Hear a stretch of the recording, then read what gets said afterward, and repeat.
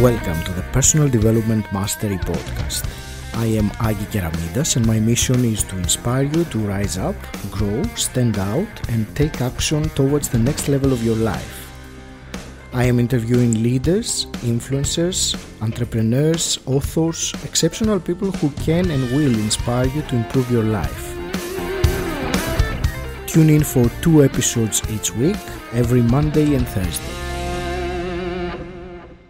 In today's show, it is my real delight to speak with Jay Munoz. Jay, you were born in Colombia in South America and you're now a UK citizen. You are a chartered civil engineer and a property investment mentor and trainer. As a non-English speaker foreigner who needed a visa to come to the UK, you realized that obstacles were not an impediment for you to grow, to learn, to get a master's degree, start a business, invest and build a property empire. You found what you call your satori moment after being employed in the corporate world for over a decade, and that started what you call your metamorphosis. Your passion is improving lives through building and development and helping others to become their own personal legends. Jay, welcome to Personal Development Mastery. It's my real pleasure to speak with you today. Thank you so much for having me. I'm forever grateful for you to give me the opportunity to share my message with your audience. So thanks ever so much. Jay, you're very welcome. I will share with you and the listener who may not have heard that before, that I have the intention during my podcasting to connect and interview people who have influenced me during my own personal journey and have in one or different capacity. So you were for a brief period of time my mentor. So it's fascinating, to come back and from a different point of view now to ask you some questions. And actually, I want to start with your journey, because I had the opportunity to read your story, and there are some really fascinating elements that I found there. There are a few in particular which I will ask you about, but if I were to ask you which key defining moment, which milestone would you pick that you think had made the biggest impact in your journey, in your life? Which one would you share? Right. Okay. There's several actually. I know that. So I think to make it more, let's say, probably relevant to my present life, it wouldn't be the time when I decided to switch my mindset from an employee, being in the rat race, to a business owner. That moment for me was critical and has impacted my life, the life of my families, the life of the people that I love, and so many people that are trained. So I think that was the moment, I think, where I had this, like, as you were reading earlier, my satori moment. I don't know whether you're familiar with that, what satori means. And for the audience, for you listeners, if I might explain this, is absolutely basically when you actually, for me, it was a book. When I was reading this book, I was immediately thinking about my past, my present, and my future. So all in one. So I saw it there when I was reading this, and I thought to myself, my God, what have we been doing for the last 20 odd years with my life? This is the time now for me to change, to take action and to move on into something different. So I think when I read that book, and I decided to do this, to change my mindset more or less instantly, then that was critical for me in my life. And the book was Rich Dad Poor Dad, wasn't it? Correct. Yeah, that was it. And it's funny story. You know what, Agi? And how it started, how I got my hands on that book was very Mm-hmm. funny. You probably know this. I'm quite sporty. A lot of sports is one of my passions. And one day I was running. It was Christmas. It was almost during Christmas, Mm-hmm. before Christmas time. I used to live down in West Byfleet. I was employed by a company called Michelle. I was working towards my chartership at the time, and I started. I used to run in the evenings, and I was running on. I was running in one direction, and I saw this guy running in the opposite direction. And you know what? One of those things in life that you think, oh, why can't I just go and say hello to this guy? Maybe we run Yeah. together. Just sometimes I like that. And I went on and said, look, I'm Jay. Da da da da. I run around this. Do you mind if I run with you and have a chat? And it was like, yeah, absolutely. So the guy um, was very friendly, and we started running together. And we chatted more or less immediately afterwards. He dropped the conversation. What do you do for a living? And he started talking about rat race and stuff. And Mm-hmm. at the beginning, I was like, what's this about? And Mm-hmm. then at the end of the run, he said, you need to read this. Okay. Promise, it will help you to Mm-hmm. understand what we just discussed during the run, because I was a little bit confused on everything he Yeah. was asking me. And then I read the book, and honestly, I couldn't put it down. I read it in probably about 2 days max, because Yeah. I'm an avid reader. And honestly, when I saw this, I gave it to my now wife, and I said, "Look, she's quite academic. She was doing actually a PhD at the time. Said you need to read this." And both came to the conclusion that we were claiming the wrong ladder, right? And we had to more or less start again. And that was it. And, so I started in my head, I started thinking, what can I do different? What can I get my hands on Mm-hmm. that, allows me to be out of the rat race and be in a different quadrant, being the business owner or an investor. Mm-hmm. And that was it. That's when I started with my property sort of metamorphosis as such. Mm-hmm. Then, several years ago. And yeah, so then I started, I continue with my profession, because I was very passionate about what I was doing about, civil engineering is infrastructure. I was thinking on the end product, but at the end of the day, you're fulfilling someone else's dream, is the company owner's dreams. And I was doing it passionately, but I also thought, well, why can't I do something that allows me to do my work, fulfill my passion at the time, get chartered, because I wanted to get chartered, and do something else, and that was it. Property was one of them.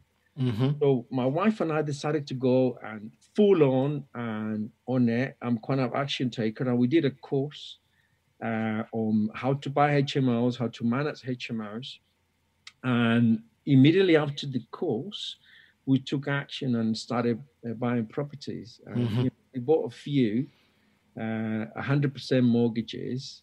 Okay. And this is the funny thing, Aggie, it's who you surround yourself with, right? At the Mm-hmm. time, I was surrounded with myself with obviously colleagues and stuff, and they were saying, "Are you mad? What are you doing? What happens if property goes down in value?" And I was like, "Well, look, do you know what? My strategy is long term, and I knew what I wanted. Hence the name Assets for Life." Mm-hmm. And even though the property went down in value right after we bought it, because 100% mortgages, you recall that, went down in value for a while, but I had a good strategy. It was a HMO strategy at the time, multi-let, so I had a strong cash flow. Then we kept those units, and now they're more or less double in value, Mm-hmm. and I benefit for all that cash flow, and it's been great. So that's one of the things that made me realize, well, I'm doing the wrong thing, which is with Mm-hmm. my life, and decided to go full time later.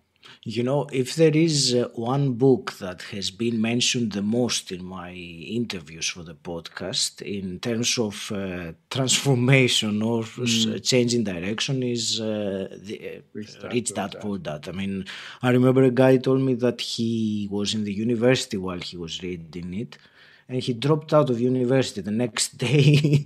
It had Wow. such a big impact on him. So, Jay, I will discuss about your metamorphosis and other things about investing, finances, and things like that. But I want to Sure. go back before we No problem. Move discuss forward. that. Yeah. So you have a fascinating story, which I was telling you before we started recording. That someone who meets you doesn't necessarily consider that where you started from, because you see they see you, and that happened with me when I met you. I mean, you see a successful person, you never think that you started coming to this country at a very young age, barely speaking English, and working in McDonald's, and you saying things like that, and trying to learn the language because it was your goal. Can you tell me a bit about that drive that you had when you left Colombia and moved to the UK? What was the reason? Why did you do that? Yeah, good, really good question. But initially, as anything, I wanted to be a better engineer. When I finished my BSc, I wanted to learn a new language first of all, and also be a better engineer. So my initial goal, was to move to the UK, learn the language, travel a little bit for about 6 months, and then go back. Actually, I had a scholarship in America to do an MSc in America, and then go back from America back to Colombia and set up my own business. That was my kind of goal: set up my own practice or work for a big company. That was my goal. But once I arrived to the UK, I was completely in love with this tropical island. I call it the Isla Bonita, yeah, like Madonna. So it was funny I though, didn't. I didn't realize he was talking about the UK. Yeah. So I came over here, and you know what? It was fascinating for me to be able to travel, to meet so many people, different cultures, so many languages and stuff. So what I decided to do, rather than going back to the States, I thought, you know what? I want to come back here, get a job here. Okay. Even though all of my friends back in Colombia say you're mad, you're not gonna get a job in the UK. And I said, wait. So what I decided to do, so I learned English. It was really funny. I had a goal. I always have big goals. I wanted to do it within 6 months. And I had a target of learning words every single day. It was 50 words a day, spelling, how to pronounce them, and all the stuff, and be fluent within a couple of months. But then after 2 months, I wasn't getting there. I was thinking in my head, I was translating everything. Okay, so I was quite slow while I was speaking, and I was so frustrated. And I was like, "What the hell is going on? Why can't I learn? What's happening here?" So, as anything, when you relax and you stand back and think, "Okay, what's going on here? How can I make this a fun thing to do?" And in my head, well, I was okay. So in my head, I was thinking, okay, everyone is in this country wants to help me learn. Okay, so if I have to go to the shop and ask for milk, they're gonna help me, and I'm gonna smile, and they're gonna just smile back at me. So that was the first thing. And the second thing I used to be able to be fluent in my time frame, which was 3 months, was to everything that I was doing, physically doing and I was doing it in my head. So when I used to wake up, I used to just wake up and say, okay, I take in my pajamas off, then put in my socks on, or like in my head, right? I'm taking a shower, that sort of stuff. And you know what? It was like this. After I started doing that simple thing with just relaxing, also thinking everything in my head, I was not translating, and that was like, wow, I can't believe I could do this, and I can just have a chat with someone without translating in my head and understanding. So that was kind of how can I approach it, and it was great to be able to do that. Mm-hmm. to be able to communicate fluently, and to be able to obviously continue with my path. And I obviously wanted to get the exams done as well, to be able to get access to the university here. So I did a TOEFL just before we left. I went back to Colombia. I worked there for a year doing some infrastructure, save a little bit of money, and came back to the UK in 2003 when I started my MSc. So yeah, it was one of those moments as well when I got back, that you think, okay, what do I do now? I came back and started working. I was working actually full time. Mm-hmm. I was doing actually McDonald's is the posh one. I was doing, I was doing paper round deliveries at 4 o'clock. Mm. Then I was doing also housekeeping for hotels. I used to live in Brighton myself. That's what I picked, Brighton. Mm-hmm. I was doing also pizza deliveries in the evenings, and I was doing McDonald's, more or less closing the restaurant very late. So I was working full time, and I was doing the MSc full time. And then honestly, that year, I remember vividly this, right? I used to put my feet in cold water just to stay awake, during the exams. So I Mm. didn't sleep much, and I didn't have time to sleep, to be honest. But if I looking back, you think, wow, that makes me who I am, and I'm proud of it. So it was great. Absolutely. There is one observation that came to mind, Jay, when you said the La Isla Bonita, and you mentioned somewhere about the sunny Brighton. And, in a way, I have been in the UK for almost 11 years now. So, being from Greece, which is a sunny country which, I would say, better weather than England. Not once, all the years that I have been here, did I focus on what I don't like about the country. For example, I don't talk about the weather, or that the saying that I missed the food, the Greek food and things like that.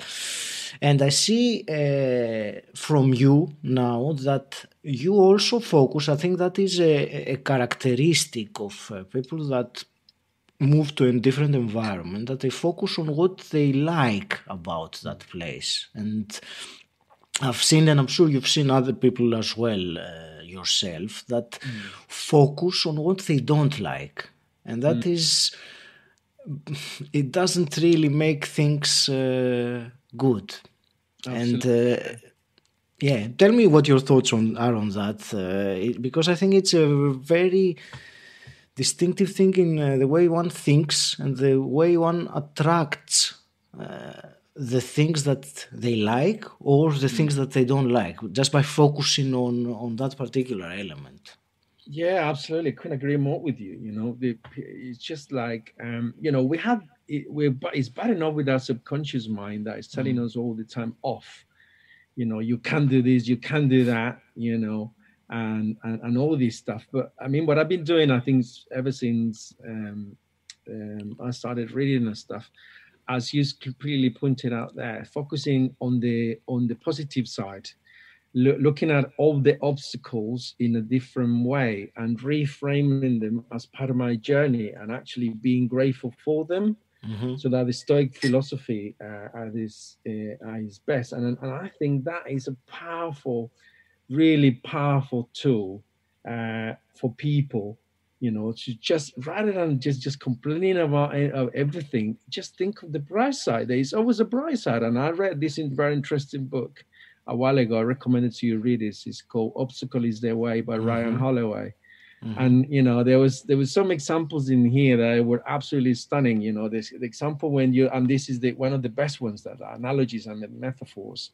They say, look, when you go out and you train it, let's say for a marathon or something like that, and then you go out running, and then you go all these wind against you, and then also starts raining.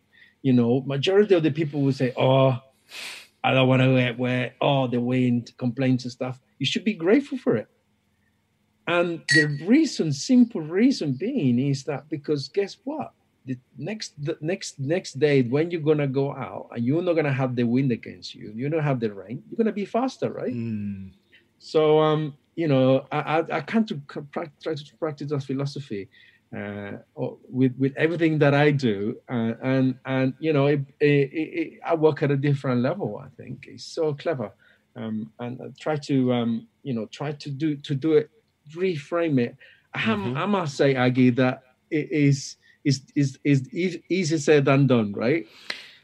It's a constant process. Yes, Yeah. it's you have to. It's not like you learning it, then it's automatic. You have to every single day to work on it. Yeah. And you got to work on reminding yourself, that rather than curse it, be grateful for it, right? Embrace it and love Mhm. it, Mhm. because the obstacles, the things that the life throws at you make you stronger and make you wiser. And then you also come hand it back. I mean, the typical example recently is when we lost an application, a planning application to get through extra penthouses in a project that we're finishing now in Loughton. Mhm. I was cross as hell. I was in my head. The first thing, I can't believe this. We need houses, especially affordable. I'm passionate about affordable homes, right? And these people say no to us, even though there were a lot of all the penthouses in the route and all this stuff. And then my business partner came to me and said, "What we do now, Jay?" I say, "Obstacle is the way, my friend. We're gonna get this. We're gonna go for an appeal, and once we get that appeal, we're gonna be able to teach others how to be successful at appeals." And that was Mhm. it, and we got Mhm. it. Mhm. So I think when you have that in your set of tools, I'd say, as is a really powerful tool. Thank you. And I know you talk about the challenges, the resilience, consistency, all these things, which are foundations, I believe, to someone's success. Um, I wanted to ask you about some elements of mindset, Hmm. because you say that you had a mindset switch or mindset Hmm. shift at some point. So do you want to explain that to me? Sure. Okay. So basically, initially, when I before I put that restart put that, I had clearly the mindset of go to university, and get a good job, Okay. okay, and claim the corporate ladder. That was my mindset. All I wanted to do was the manager of the manager.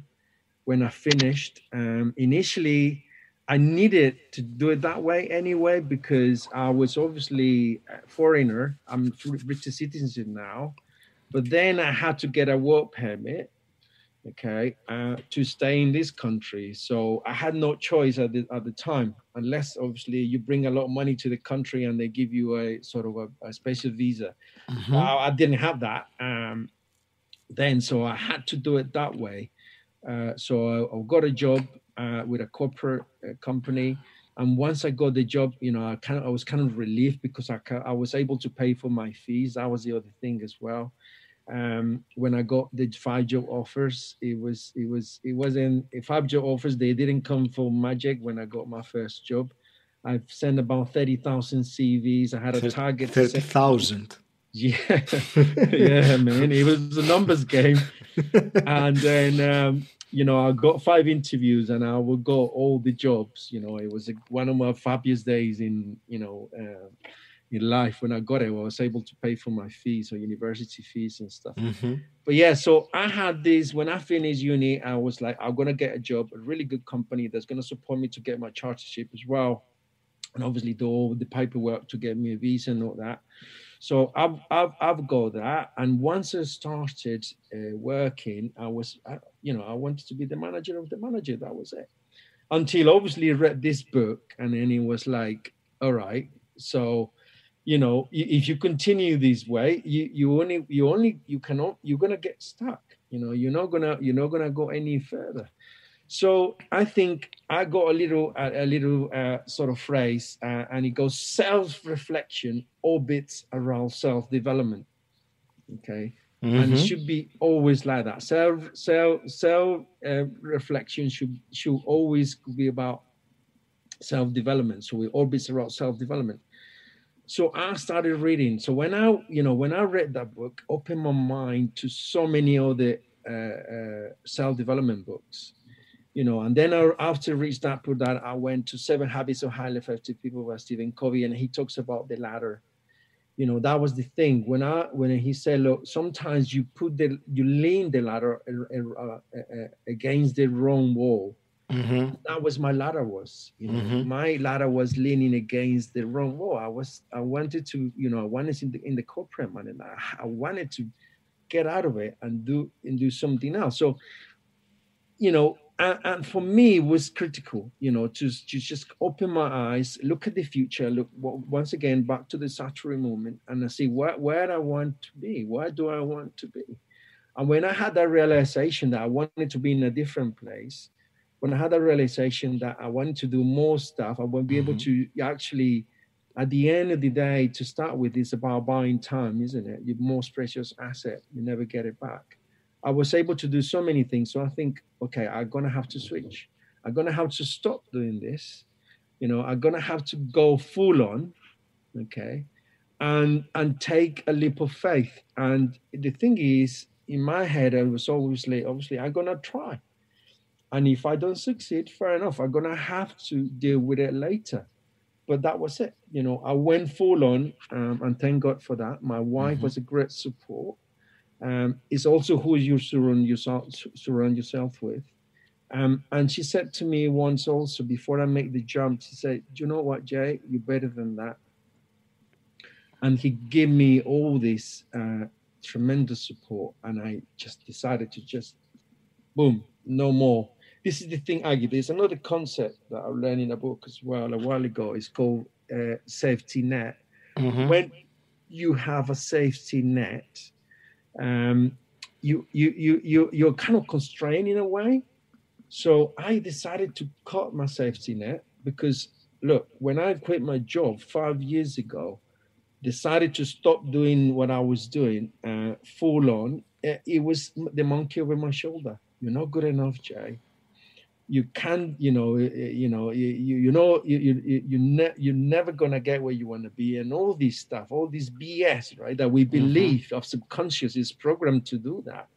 So I have to reprogram my subconscious, and is all or nada, right? Binary, okay, and go full on. So that's what I did. So when you get rid of your safety net, sometimes that makes you just going even more for it.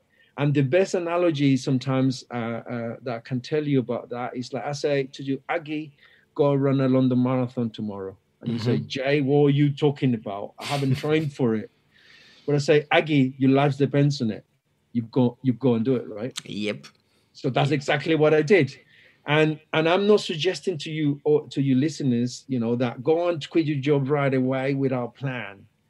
The best thing I can suggest to listeners or the people that want to do this mindset, and also you take action and do it, go full on into entrepreneurship, is have what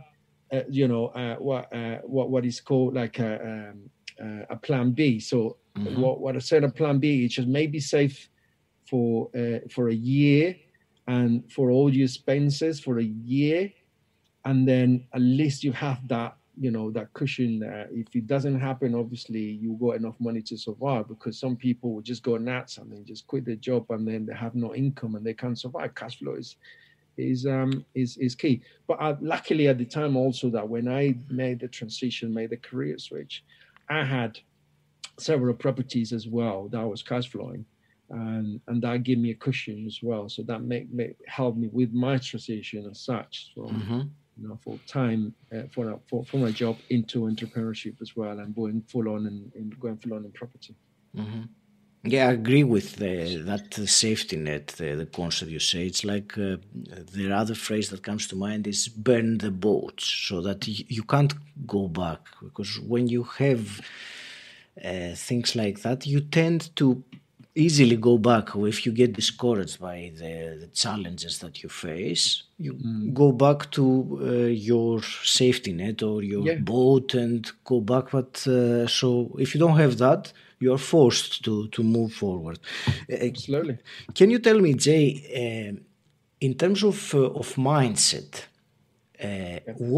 how important do you think is the having an abundance mindset in all of that? And if you want to give me your definition as well, what do you understand if I tell you abundance mindset?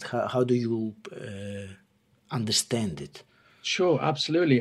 Abundance mindset is mega important, actually. Um, and the more you have, the more you should give. That is also quite related to it.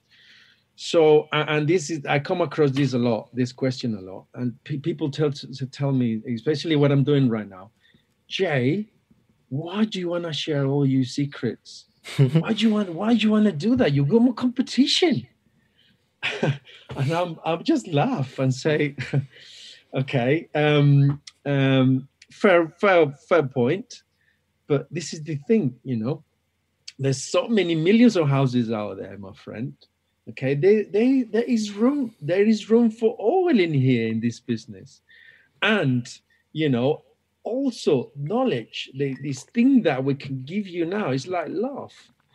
Love is not an investment as such. This is the thing, the more you give, the more you have, isn't it, at the end of the day, if you think about this.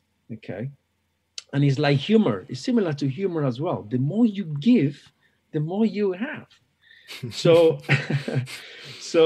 I'll say, look, I love sharing my secrets, because I'm pretty sure that at some point it's going to change your life for the better, and you're going to change the life of others. Okay, so we're spreading the kiloliters here, and that's it, and at some point, if you like me, if we like each other, we're going to do business together, and you create a you get good, you create relationships throughout of it. You can do joint venturing in property as well.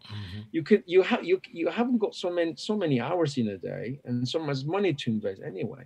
The more people that are supporting your cause, the more people that are kind of in the same frequency as you, there's a potential business partner too, so that's why we do what we do in Assets for Life. We educate people, we give them all this knowledge, okay, for them to go and do it themselves, or for them to come and work with us, and then you are stronger as a team. You always work as a team. So that has always been like kind of my mindset or my attitude about abundance. And the opposite is scarcity. Is for me is narrow-minded.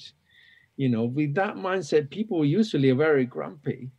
But what happens is, I get that because we are who we are, we kind of attract the right people sometimes. And the thing is, I see this also like in a really good analogy. The minute I know that someone has got this narrow mindset, doesn't share my values and principles, I immediately stop spending time with them. And what I do consciously is focusing on those really good relationships. All my horses. This is a beautiful analogy. I don't know whether you heard this or not, Aggie, about this, which is, it goes like, life is like a couch propelled by horses. Okay.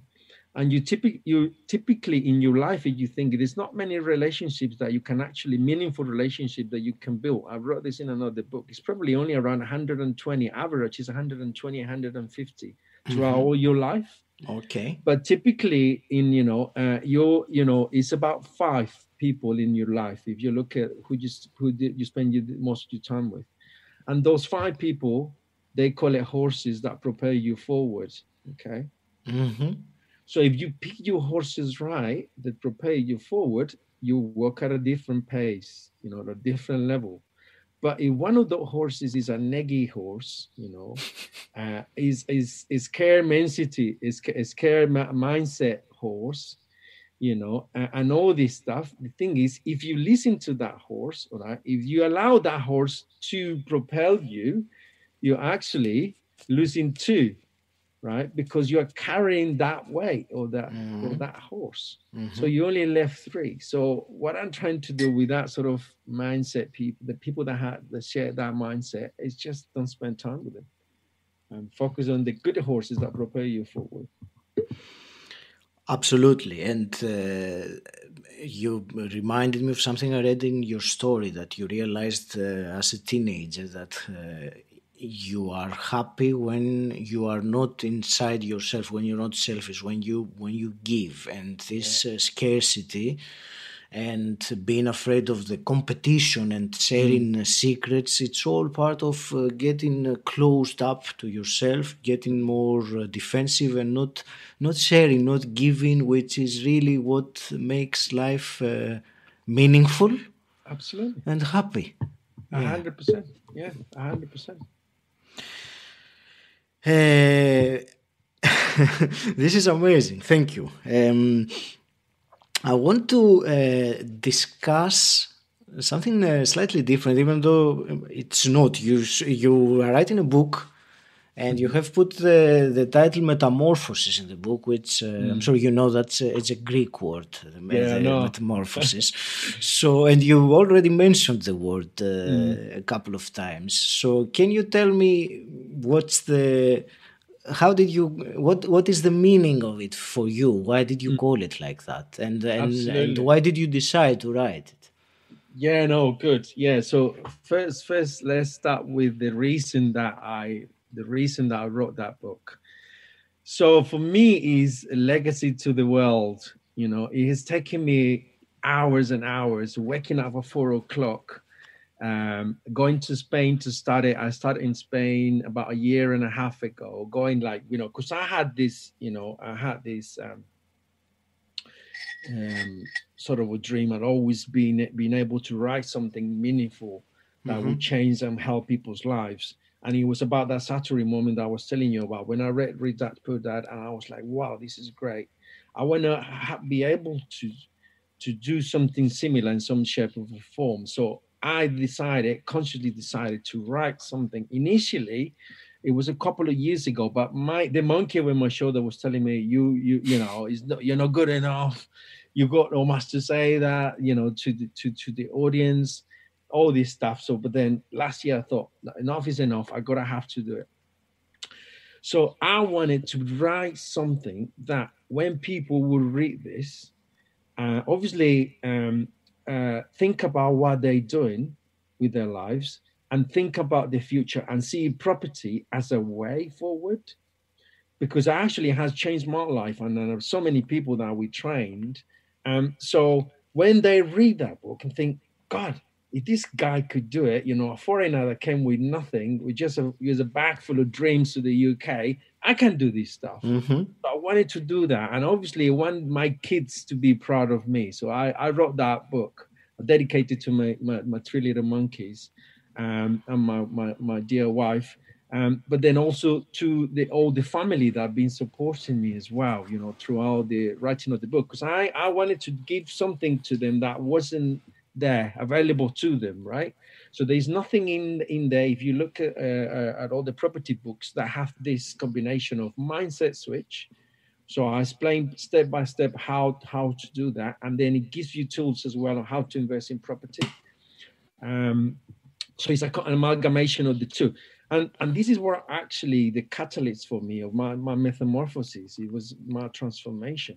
So then to your second question now, so how do I arrive to the name? So I did what my mentor told me to do. So my mentor said to me, Jay, you want to ask your audience, what they want, give them some options with names and stuff, and then they'll come back to you and I'll help you with choosing the name, because it's tricky to pick a name, and I give the audience options. There's 5 different titles Okay. and a sort of a tag, and they all voted on it, and then I went for one that I wasn't sure about, but I love meditation, and after meditation I thought, right, there needs to be 2 words that powerful enough, and it's got to have property, because there's obviously that's how I did it. But it's got to be or another powerful one. And honestly, after the meditation one day, I was like, this is it. How do a caterpillar gets into a beautiful butterfly? It's a metamorphosis. So it's Okay. got to be it. So I think, and it's also what we do with our projects. Is you buy something that needs a lot of work, and Aggie, when you discussing this, the smellier, the better. When you buy properties, and then you just convert it into these beautiful butterflies, and it's similar to obviously pieces. When you buy an office that converted into flats are going to be for families. They're gonna, they're going to be able to live there. Those sort of things. So it's quite. I think it's quite powerful and quite a strong name, and I'm quite happy with it because it's like, well, you go now. You got all this information. Go and start your own property metamorphosis now, and change your life for the better and the people around you as well. So yeah, It's certainly a very intriguing and unusual name and word as well. So looking forward for you when you launch the book. I know you told me it's quite soon. Yeah. It's very soon. I think we got a date for it. So can I share it with the audience? Hopefully, it's the 17th. I think 17th of November. Oh right, okay, launch. Awesome. So yeah, we're almost there. Fantastic. And actually, what I decided to do, this is the beauty of technology as well. I have another mentor that we hired recently, and he works with artificial intelligence. And he was saying that he gave me an idea of doing for us a sort of what is an interactive PDF. An interactive PDF is obviously, got some text, and then you also have some videos in the PDF. And I thought to myself, that sounds good. I could do a full book on it. And it was like, why not? So what I decided to do lately, that's why it's taken me a little bit longer to publish the book as well, is to add on every single charter or the majority of the charters a link to a video that is related to it. Because in AFL, in Access for Life, we teach what we actually do kinesthetically. So so all the examples that I use in my book, I had a link to my profile in Instagram, or I got a YouTube channel as well. I linked to it. So the people, the readers can go like, okay, I read that. Okay, I'm just going to follow the link and then see it on the video as well. So there's nothing out there like that yet. So yeah, it's the beauty of technology nowadays. Absolutely. And it's much more interactive experience rather than just reading the book. Yeah. You brought a question now to mind when you were saying about the education about property and property as a means to improve your life, create income, and so on. My question is, I'm sure you've seen lots of people who have made it in property, and you have seen probably more people that do the education, they want to do it, but they never do anything with the property. So what do you think is the key difference between those two kinds of people, the ones that go out there and make it, and the ones that get enthusiastic and excited and pay lots of money to educate themselves, but they never do something with it? Yeah, that's a really good, powerful question, actually, and it's frustrating at the same time. I think commitment is what separates dreams from reality. Okay, the people that committed, the people that don't give up, okay, those are the ones that made it. And at the end of the day, you have the same tools, right? You get the same knowledge. That's what we do. One of the events is called the Property Millionaires Boot Camp. It's a 3-day full-on event that we teach everything that more or less we have learned. Once you have those powerful tools, if you don't spend the time applying them and they give up at the first obstacle, they don't reframe it as part of their journey, they dropped. And it's so sad to see, So honestly, it's purely commitment. Is like being like relentless at it, being obsessed with this stuff. I'm not passionate about property. I'm obsessed with this stuff. And that's how you need to be to succeed, in my view. So it's sad to see that people, learn this stuff and they try here about halfway and then just give up and they start something else again. It's so frustrating. But I guess you cannot really give, cannot really teach commitment, can you? You kind of make, you can bring the horse to, To what's the water. saying, to Yeah. water, you know what I mean? But You can can't make drink him it, drink. Yeah. can make Hmm. him drink, and it's sad. But the people that are actually committed, the people that actually go for it, the people that are Hmm. actually coachable as well. Because Yeah. one thing is being coachable, right? Because being coachable, you need to be in some sort of way humble and take advice, take perspective of someone else, and listen and follow up is so mega important. When I started my first mentorship, you know, I would go and honestly, I'd be hunting and being, I couldn't, I was constantly breathing down my mentor's neck all the time, asking me questions. What book do I read next? I finished this. What do you recommend next? And if Hmm. he recommended me to read a book, I went read that book and I probably email the author and ask him even more questions. That's how it should be. That's how should be. You should be doing this sort of stuff. Being hungry for it. If that makes sense, I guess. It certainly does. I will continue on this thing that you just were explaining now. So, in terms of mentors, coaches, being mentored, being coached, I know and you know the tremendous importance of it. I want you to tell me a little bit about your experience or progress with being Mm. mentored or coached. And I also want to your advice or your thoughts really on Mm. people who are, maybe on the verge, on sitting on the fence. They're not convinced that paying money to have a coach or a mentor in any area of their life. I'm not Mm. talking about property or anything, but any kind of mentorship, that they're not convinced that it's worth it. So, Mm. what are your thoughts on this? Oh my God. Yeah, no, mentorship is absolutely everything. If you Hmm. think about this way, the minute that you're born, you have your mom and dad. Those are your best ones to start with. Hmm. I was lucky enough to have that role model. Both of them, they really worked really hard, and they taught me so many values and principles. That's how I started, luckily, my life. But then afterwards is look, it's as simple as this, right? If you wanna get from A to B in the less possible time, Yeah. okay, that you don't get back, what you need to do is hire a mentor. Every high performance athlete out there has got a mentor, okay, and in any aspects I get mentors. Like, for give you just a simple idea, for when I was doing, we do a lot of charity. We try to do at least one charity event a year. We were Hmm. doing something that I didn't like. Actually, it was swimming. It was suggested with someone else, and I'm terrible at swimming.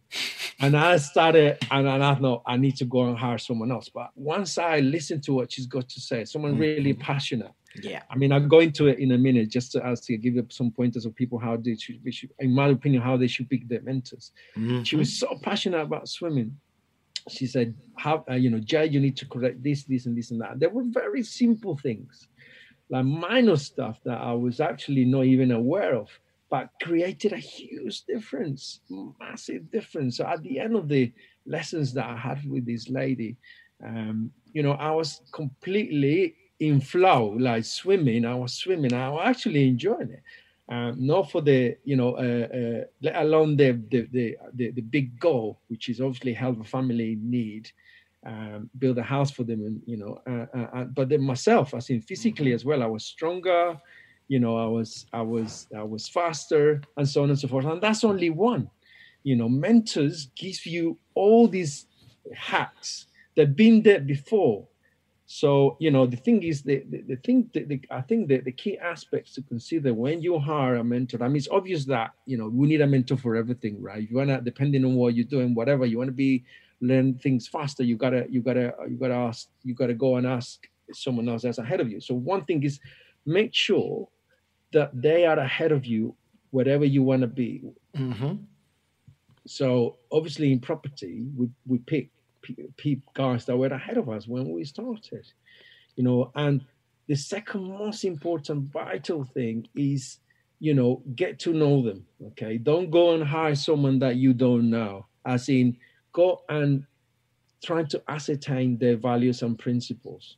So this is another beautiful thing that I learned in another book a while ago. It's about decision making. It's a hard decisions to make sometimes. Because you got several mentors to choose pick from.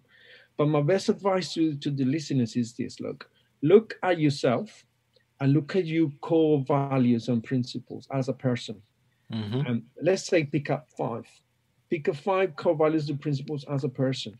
And whoever has those five, values and principles as a mentor, go and approach them. Because the chances are that you're going to succeed. The chances are that you're going to gel more or less instantly with that person and work towards your goals. But that is key.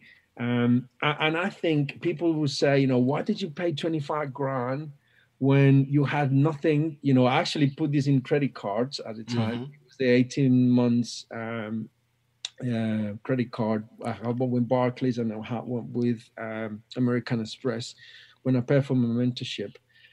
But I picked those mentors right. I hand them down. I've got all the information that I wanted, and I got all my money back, plus all their hacks, plus all their experience, that they have accumulated throughout the years. So no brainer to just hire someone that's ahead of you to get you where you want to be faster. I think in many people the challenge is that we're not necessarily educated that this is the way to, there is that phrase, to collapse the time frames, to go faster really, and we have limited amount of time. You said earlier it's non-renewable, it's our most valuable resource or asset, but once it's gone away. So if you want to make the most of it and achieve the most you can possibly can, you have really to learn and allow yourself to be guided by someone or some people who have been there, have done it at a high level, and they can really show you how to do it yourself in the whilst avoiding all the traps or the obstacles and yeah. Yeah, absolutely. Yeah. And especially something that property that is thousands of, sometimes millions of pounds of risk. Mm-hmm. You gotta be sure that that person, took have taken those risks previously, and or they know how to manage or mitigate them. Mm-hmm. That is the trick, especially in property. People just go and buy houses willy nilly without informing, without knowing where to buy, without knowing what the best brokers are there. I think the other thing that mentors bring to the table there is, who do you know who? Okay. At the end of the day, property development is about like being an orchestra director. You're directing all you people at a specific time, and Mm-hmm. that person needs to be the right for that job.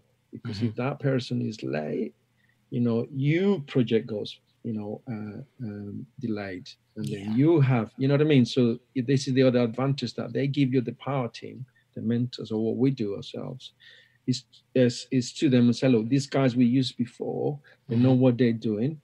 Saves you time, doesn't it? And money, obviously, at the same time. Jay, what does success mean to you? That's a really good question, Aggie.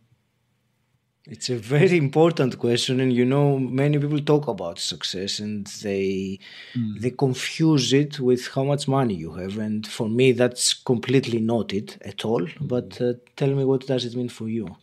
That's a really good question. I think personally, success for me is creating a life that you can't wait to wake up to. Oh, wow. Okay. And I have lived that life now. I'm so every single day I kind of pinch myself. And the thing is, whether it's a Monday, whether it is a Sunday, whatever it is a life that you can't wait to wake up to. That's for me. And if you're not living that life, for me, it's meaningless. So I strongly like for people that I know, doing or listening to me right now that are in that ladder, corporate ladder, that wants to do this sort of stuff, wants to have buy some time, because at the end of the day, that is all what it's all about. Mm-hmm. To be able to do whatever you want, whenever you want, and live a life for fulfillment. Fulfillment. Then you cannot really wait to wake up to. Um, give this a go. Why not? You have nothing to lose. So yeah, so I'm lucky enough now, Aggie, that I'm able to wake up every day and enjoy with passion and with obsession for what I do. Mm-hmm. Every single day is different nowadays. There's so many things like been thrown at us recently, let alone coronavirus. It's always in property development. There's always something new to handle. Even is incredible, but it's great. I enjoy thoroughly, and I obviously have the time now to spend with my family more. Mm-hmm. My little ones, take them to school every day, which is a blessing. I wasn't able to do that previously. Mm-hmm. And having the opportunity to have breakfast with them, take them, walking them to school, have a little chat there, have a cuddle there every single day. It's just, the best thing Yeah. ever for me. So that's Thank you. that. That's a wonderful answer that you gave me there. Oh, I thank love you. it. Creating a life you can't wait to wake up to. That's fantastic. Jay, it's a fascinating conversation. I want to ask you some quick fire questions as well Okay. to start, wrapping things up. Okay. The first one is, what does personal development mean to you? Personal development. I always think that you need to work harder in yourself than in any job. Okay. Mm-hmm. And going back to what I'm saying to you, for me, it's self-reflection always about self-development. You gotta constantly orbit around this too. When the time you wait, the time you stop, I think is that the time you stop living.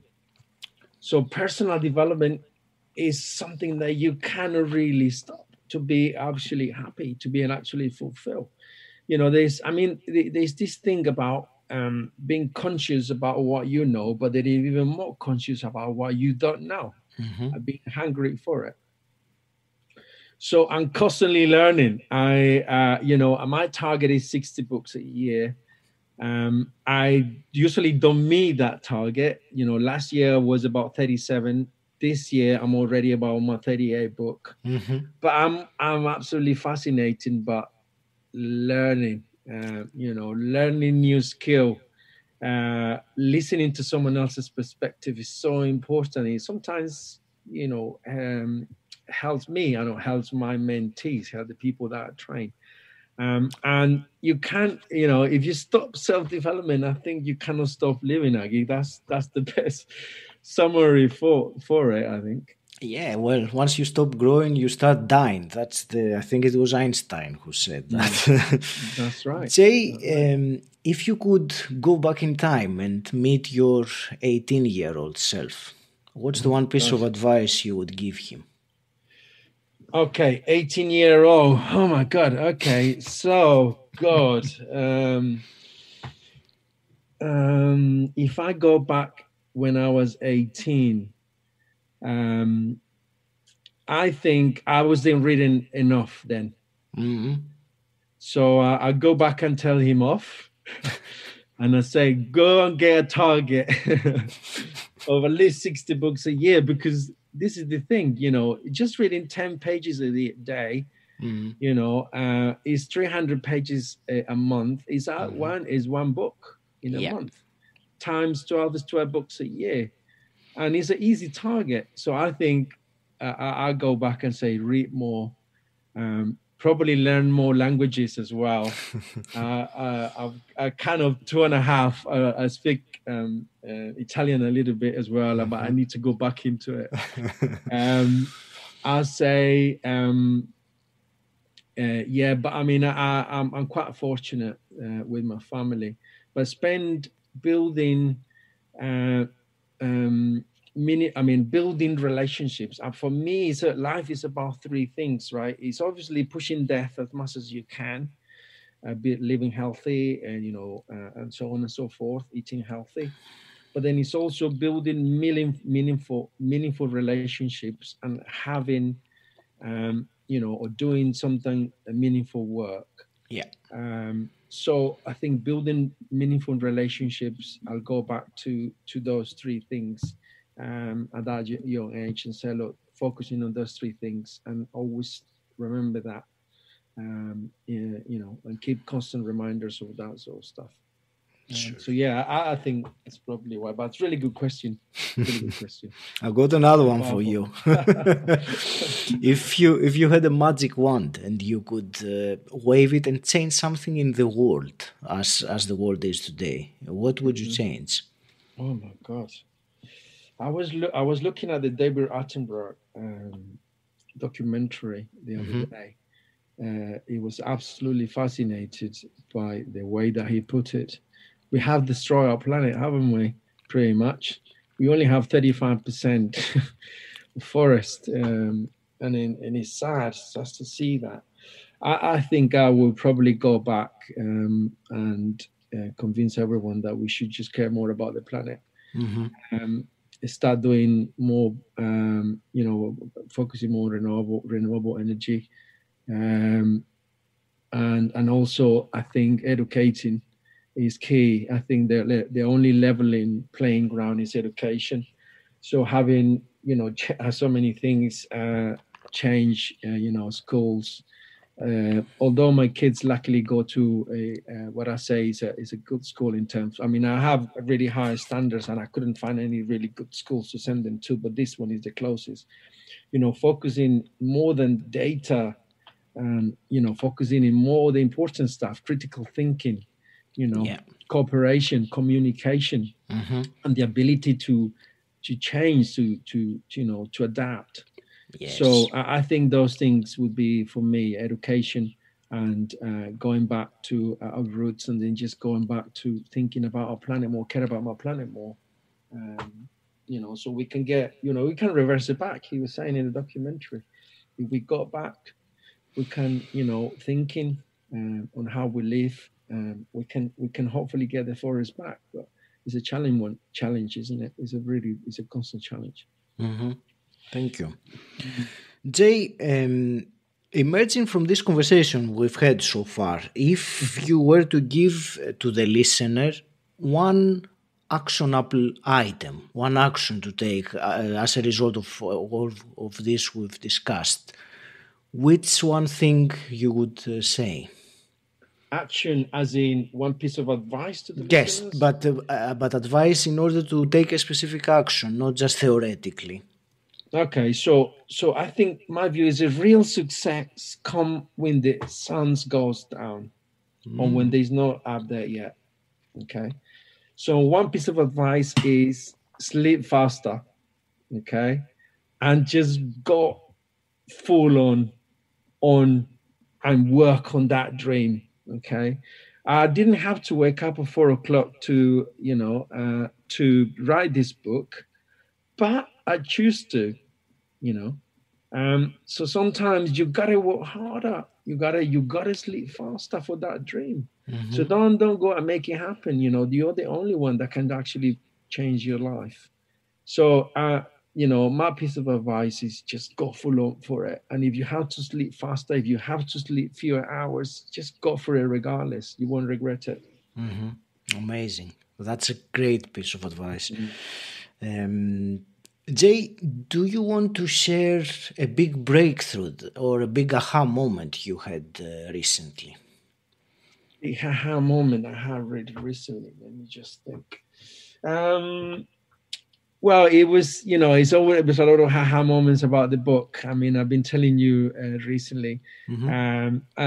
about how can I go and just deliver this to us, or hand it over to as many people as possible. hopefully the aha moment that I had was when my mentor said to me, what about PDF, interactive PDF? So hopefully the interactive book would be something that attract many souls to read it. And hopefully, well, obviously, every writer wants to see the book in a lot of hands and applied. So my vision then was, that aha moment is like, if I do this, a list, it's quite contemporary. It's quite, now it's quite, it would be at a good attraction for the reader. So hopefully, that aha moment that I had a while ago, having a book that is like interactive would help them. So yeah, so that's Sure. one reason aha moment that I had. So fingers crossed that will work. Do you want to also share with us a mistake that you recently made, that so we can avoid making the same mistake? Right. Okay. Let me just think. Yes. In what sense? Is the project specific or anything? Whatever you feel like you would like to share, and maybe people can benefit by the the knowledge that Sure. that going through the mistake gave you. Okay, so yeah, so I probably is going to be property related. I think is probably good, and it's going to be applicable to anything else. So we started a project about 2 years ago, and I have a set criteria. Okay, so when I appoint a member of the power team, I have a a sort of 10, let's say, attributes that I check before I go and appoint someone to a specific job. And it's kind of set criteria. It has helped me. I usually meet that person as well before I appoint them, so I know exactly who are delegating, let's say, the work to, because it's important. But then, so we decided to go for an architect that, in my view, was not the man for the job. But I went, and someone else kind of convinced me to just go for this person, and I kind of listen.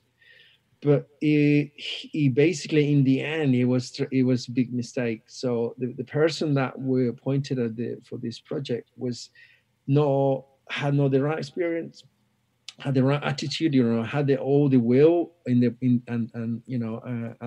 energy for it, but it didn't have the right experience, the right relevant experience for the job, and then we end up losing time and money with this person.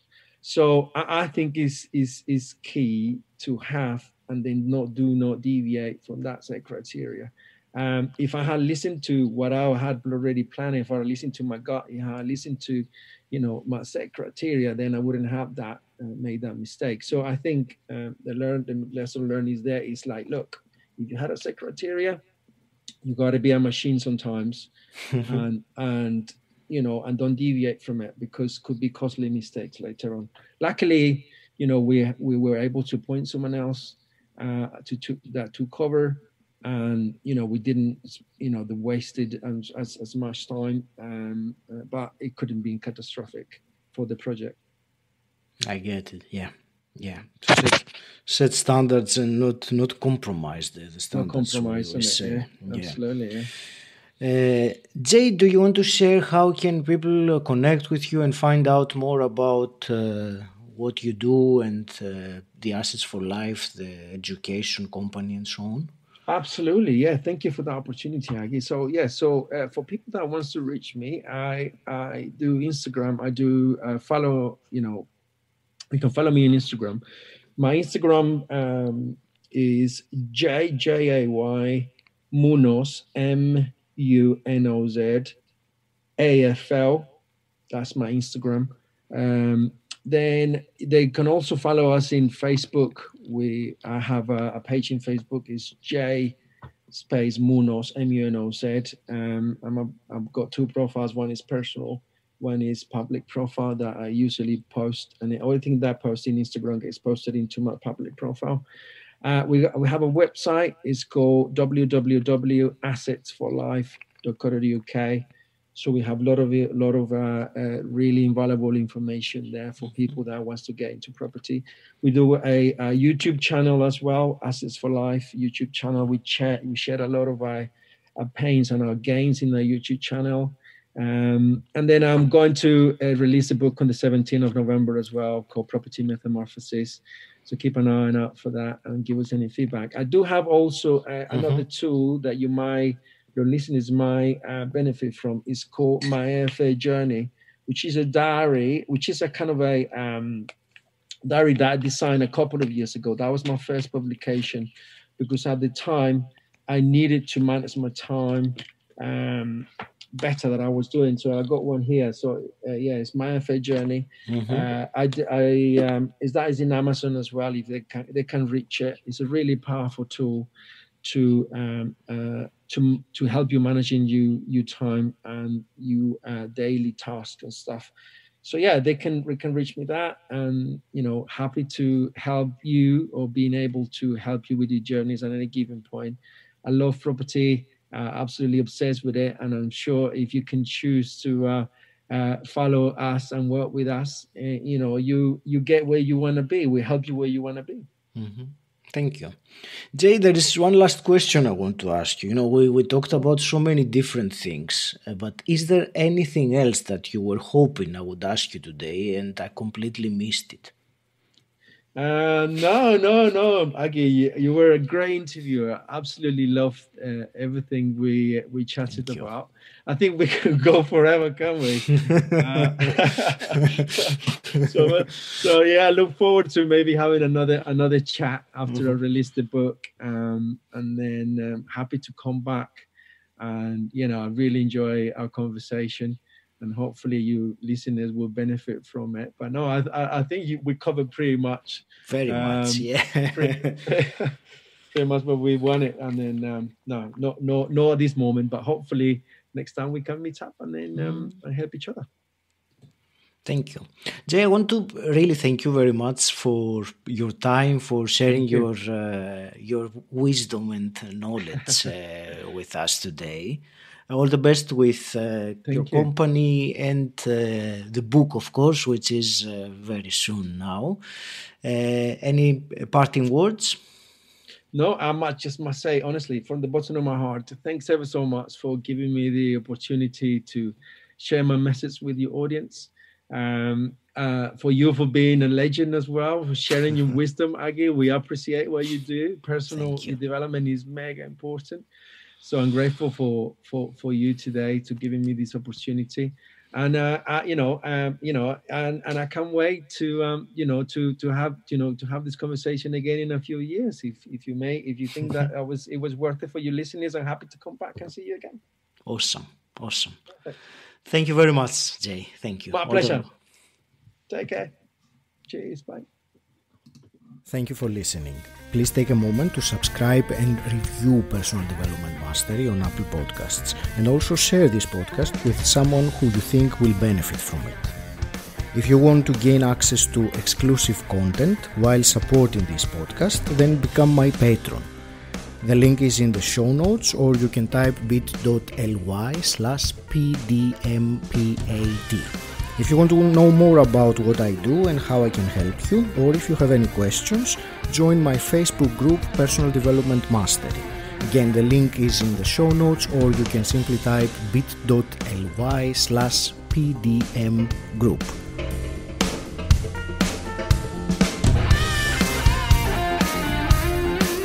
And until next time, stand out, don't fit in.